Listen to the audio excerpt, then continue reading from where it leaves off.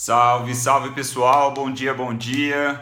Começando mais uma live, 32ª live já, em sequência.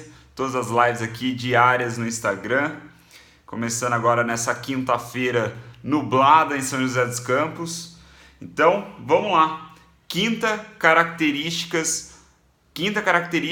do profissional, da pessoa implacável, né? Relentless. Seguindo aqui a leitura do nosso livro do Tim Grover, que, para quem não sabe, para quem não viu, foi o técnico do Michael Jordan, foi o técnico do Kobe Bryant. É um cara que treinou, trabalhou com profissionais de elite, né? Caras que estão executando muito acima da média. Então a gente viu já 4 características. Se você não viu, perdeu por algum motivo, em breve eu vou compartilhar as lives salvas no YouTube, mas vai ser só depois, quando eu terminar esse livro, certo? A quinta característica, a de hoje, a leitura de hoje, é sobre pressão, sobre estresse, né? Muito legal, gostei desse capítulo, um capítulo menor, direto ao ponto, mas o que ele diz aqui, né, o que dá nome ao capítulo, é que o cleaner, o profissional implacável, a pessoa implacável, ela não é intimidada pela pressão, ela progride na pressão, ela prospera na pressão, então ela usa a pressão a seu favor. Então o que eu aprendi hoje aqui nessa leitura, o que eu tirei de mais importante, é que o estresse, ele é bom, né? O estresse bem colocado, ele é bom para você justamente crescer e melhorar um pouco dia após dia, né? Então o Tim, ele começa esse capítulo falando, ele trazendo um conceito mais uma vez dos esportes sobre ser decisivo, né? Ele diz que existe um senso comum entre comentaristas de esportes, entre fãs, né, quem gosta de acompanhar basquete, beisebol, futebol americano, futebol, sobre o atleta que é decisivo, né? Aquele cara que nos 45 do segundo tempo, final do campeonato, ele vai lá e mete um gol, né? Faz o gol, ganha ali, ganha o jogo, ganha o campeonato, né? É capaz de dar esse prêmio para o time, né? O gol ali no finalzinho. Então ele é considerado um cara decisivo. Assim como no futebol, poderia ser no basquete, o cara que faz o arremesso lá de 3 pontos, faltando 2 segundos para acabar o tempo, e vai lá, vira o jogo e o time dele ganha. Então esse é um cara decisivo, e o senso comum costuma como é que eu posso dizer? Costuma bater palma para esse tipo de pessoa, né? Costuma a jogar esse cara decisivo lá em cima. Mas o Tim diz que o cara decisivo, ele não é um cleaner. O cara decisivo, nesse contexto, ele é um closer, né? E eu vou explicar por quê, né? Esse decisivo, ele puxando para o mundo mais palpável para a gente aqui, para vocês que estão ouvindo agora, para quem vai ver depois, pode ser também um profissional aí, por exemplo, da área de vendas dos negócios, né? Ele tem metas para bater todo mês e ele pode ser considerado um profissional decisivo se ele ali no último dia do mês, nas últimas horas para fechar o mês, ele conseguir ali arrastar, vamos dizer, umas 2 ou 3 vendas e bater a meta, ajudar ali a empresa a atingir o faturamento esperado. Ele é um cleaner? Ele é um profissional implacável? Segundo o Tim, não. Por que não? Porque o Tim, ele fala o seguinte: primeiro, você não deve encarar ser decisivo como um elogio, porque ser decisivo significa que você aparece nos momentos finais de uma pressão extrema, você consegue entregar ali o que é esperado, certo? Então você consegue superar a pressão e aparecer. Mas esse é o que um closer faz. Inclusive, o nome closer, é a primeira vez que o Tim fala sobre isso. O nome closer, ele vem justamente desse conceito. É o cara que fecha, né? Ele consegue fechar ali a expectativa em um momento de muita pressão, ele vai lá e entrega. Então o closer, como a gente já viu, é o meio termo, certo? Tem o cooler é um cara que nunca vai se colocar numa posição para ser decisivo, né, com a oportunidade de ser decisivo, ele nunca vai entrar nessa posição, ele nunca vai ser o cara que vai bater o pênalti aos 45 do segundo tempo na final de uma Champions League, nunca vai ser um cooler, ou é um closer ou é um cleaner. Então o closer, ele é o decisivo, ele é o cara que age na pressão. Tá, beleza, então o que é o cleaner, né, nesse conceito de pressão, nesse conceito de estresse? O cleaner é o cara que é decisivo o tempo inteiro.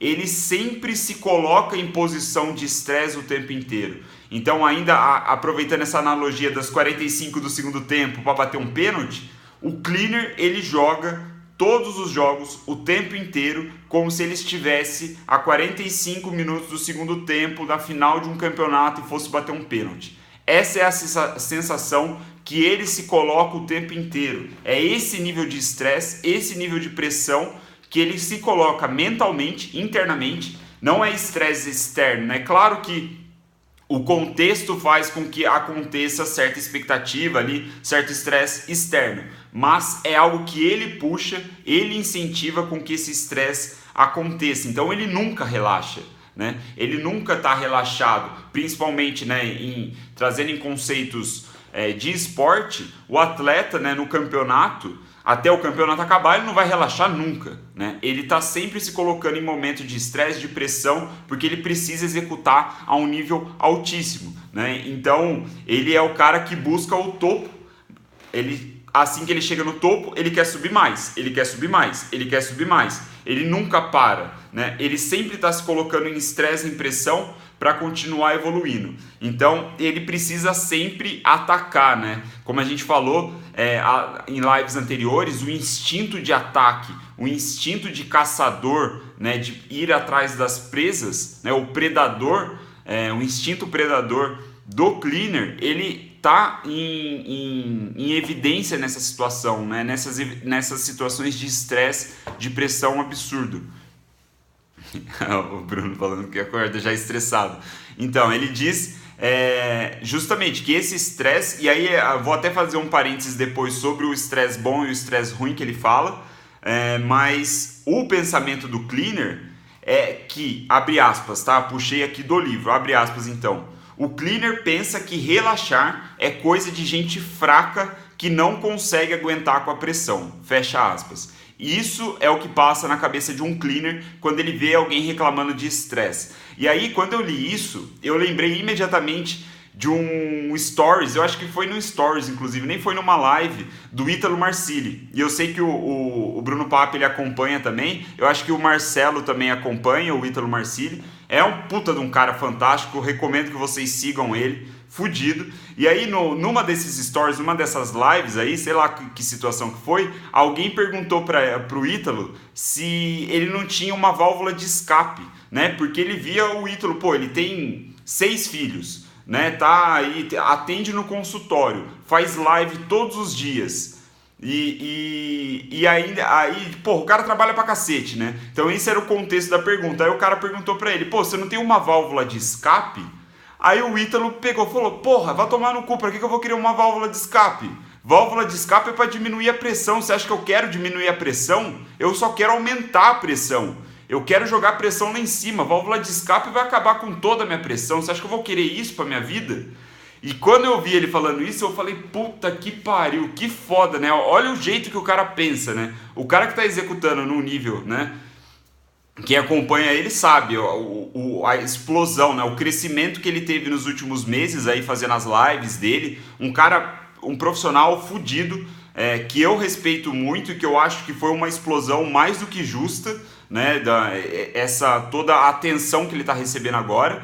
E ver a forma como ele pensa nessa relação de pressão, porra, foi fantástico pra mim. E quando eu li isso daqui, né, desse pensamento cleaner, de que relaxar é coisa de gente fraca, que não aguenta pressão, automaticamente eu liguei a esse stories aí que eu vi do Ítalo, certo? Então, uma coisa até que eu fiquei refletindo, foi a parte do capítulo que eu mais gastei energia pensando, né? É você experimentar, e aqui uma análise minha, tá? É você experimentar se comprometer de corpo e alma com alguma coisa, né? Que que exige muito de você, se comprometer de corpo e alma, de repente com uma entrega diária de alguma coisa, né? E aí você perceber a quantidade de pessoas que vão se preocupar com a sua entrega, né? Com o seu compromisso, vão se preocupar que você não está relaxando. Tenta fazer isso. Tenta fazer esse nível de comprometimento diário, esse esforço diário, e você vai ver a quantidade de pessoas que vai vir falar que você precisa relaxar. É impressionante essa porra, é impressionante. Inclusive familiares, né, que na maioria dos casos não querem o seu mal, né? Eles falam isso, né? Pô, você não vai relaxar? Você nunca relaxa? Você não vai parar e desviar o pensamento para outra coisa? Alguma coisa nesse sentido? Não, porra, eu não vou relaxar, caralho. Eu não quero abaixar a pressão, né? Eu acho que isso é um senso de mediocridade, né? A mediocridade, ela tá infestada na sociedade, e não assim numa conotação negativa, embora seja na minha visão, mas a média, sabe? É o mediano. O cara é medíocre mesmo. O pensamento dele é medíocre, o comportamento dele é medíocre.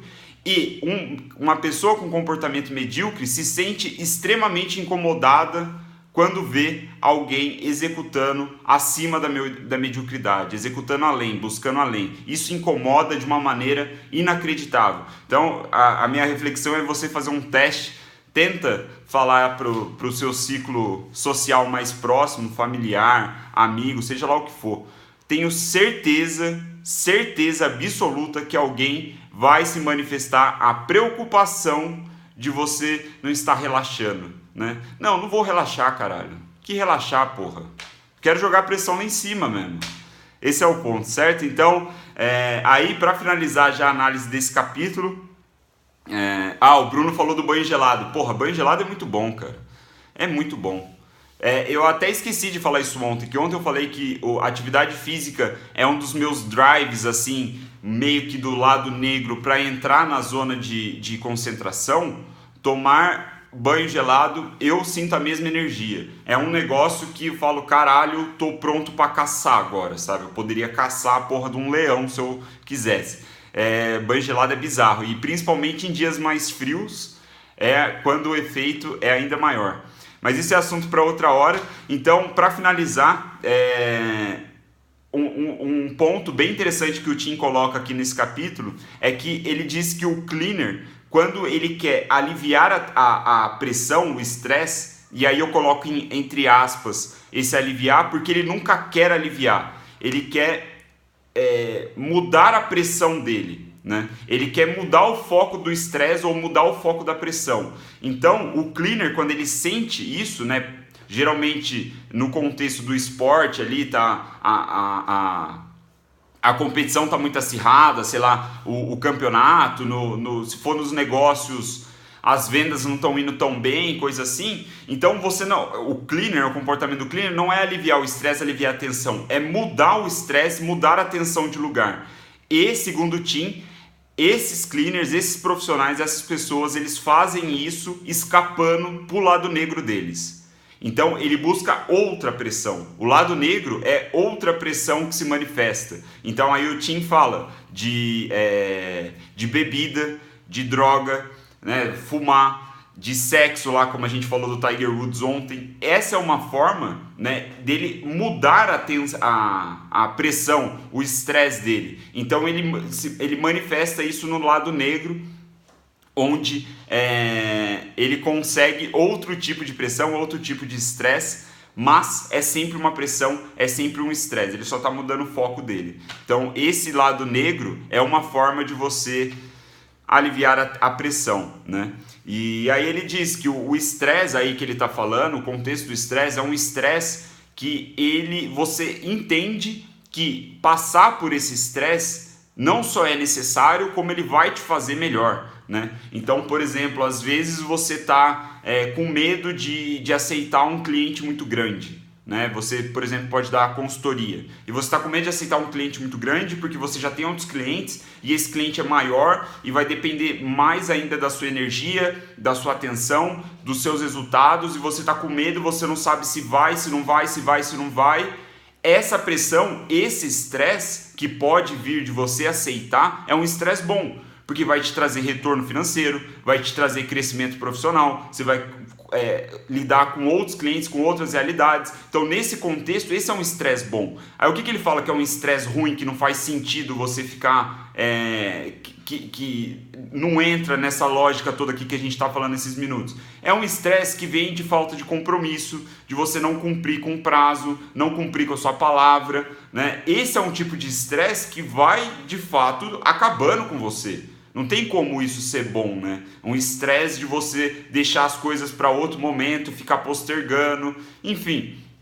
Tem níveis de estresse diferentes. O estresse que vai te fazer crescer, que vai ser bom para você, coisas do tipo, né? Vai fazer você ter resultados melhores no futuro. É aquela coisa, né? O que o Bruno falou também. Pequenos sacrifícios que funcionam. Você tem que encarar o estresse como um sacrifício, né? É um sacrifício que você está passando agora para você colher um resultado futuro. Então... é basicamente isso, galera. Esse foi o capítulo, sei lá qual capítulo que é esse, que esse autor também não numera, mas eu sei que foi a 5ª característica que a gente viu hoje. Amanhã a gente volta com a 6ª, certo? Estresse é uma coisa que mantém a gente afiado, né? Se a gente quer manter o nosso machado afiado, a gente precisa de estresse, a gente precisa de pressão. Se esse estresse, se essa pressão for um propulsor, um impulsionador da sua carreira, do seu crescimento, da sua arte, do seu trabalho, enfim. E aí ele diz, né, para finalizar, o Tim fala que o estresse ele não só te mantém afiado, como o seu nível de sucesso é definido pela forma como você lida com o seu estresse. Então, se você está aceitando mais estresse que vai te fazer crescer, possivelmente, provavelmente, o seu nível de sucesso também será maior, certo? Mais uma live, 32ª já, hein? Deu um mês e eu nem parei para pensar. Valeu, pessoal, valeu, Bruno, valeu, Mari, valeu quem mais entrou, o Maicon, Faeli, Marcelão, Iago, Caião, Nath, Roriz, Iago. Valeu, pessoal, quem vai ver aí depois. É aquele pitch final, se você curtiu, deixa aí um like, deixa um comentário, se você estiver assistindo depois, né? Acho que não dá para você curtir, que eu acho que isso são coisas fundamentais para muita gente que está sendo falado aqui. Não que você... Às vezes você não quer ser um implacável, às vezes você não quer ser um cleaner, né? Não tem problema nenhum, mas pode ser que um ou outro conceito seja um empurrão que você está precisando para continuar seguindo ou para sair do lugar, né, de repente. Então, se você curtiu, está curtindo, manda para um amigo seu, ajuda eu a espalhar isso daí organicamente, né, atingir mais pessoas. E é isso. Amanhã, 9h03 da manhã, estamos aí de novo, tentando dominar a teoria com uma leitura por dia, certo? Valeu, pessoal!